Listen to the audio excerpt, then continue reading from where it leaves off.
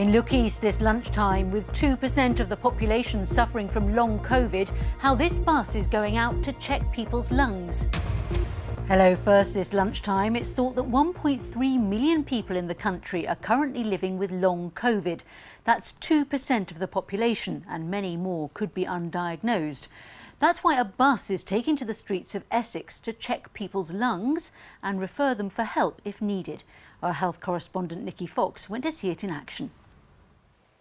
At the Basildon Sporting Village, despite previously being fit and active, a good few people using the facilities have had lasting problems after coronavirus. 1.3 million people in the UK have long COVID symptoms.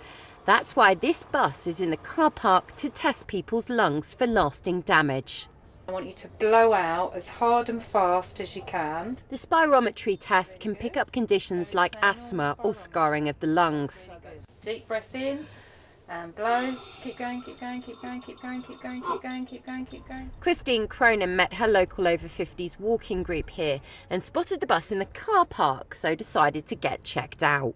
My breathing's never gone back to how it was before COVID.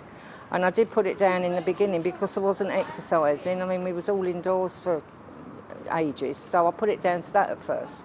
But since I've come out of COVID, I've been exercising more, but I still feel my breathing's laboured at times. And if I'm walking, I get breathless, especially if I'm talking and walking.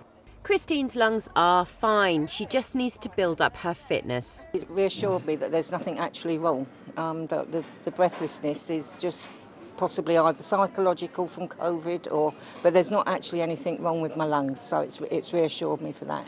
So it was well worth going. But this is an MRI scan of the long-term damage COVID can do to people's lungs, and the waiting list for help is long.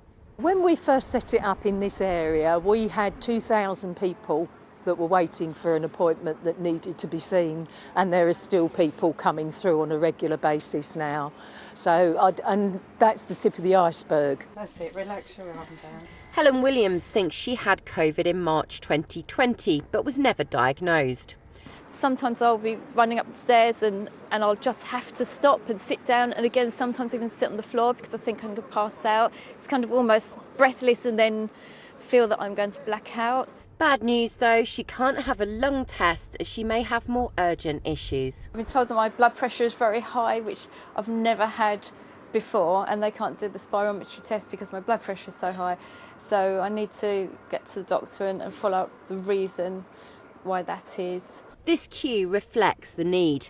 The bus will be back on the road in a few weeks. Nikki Fox, BBC Look East.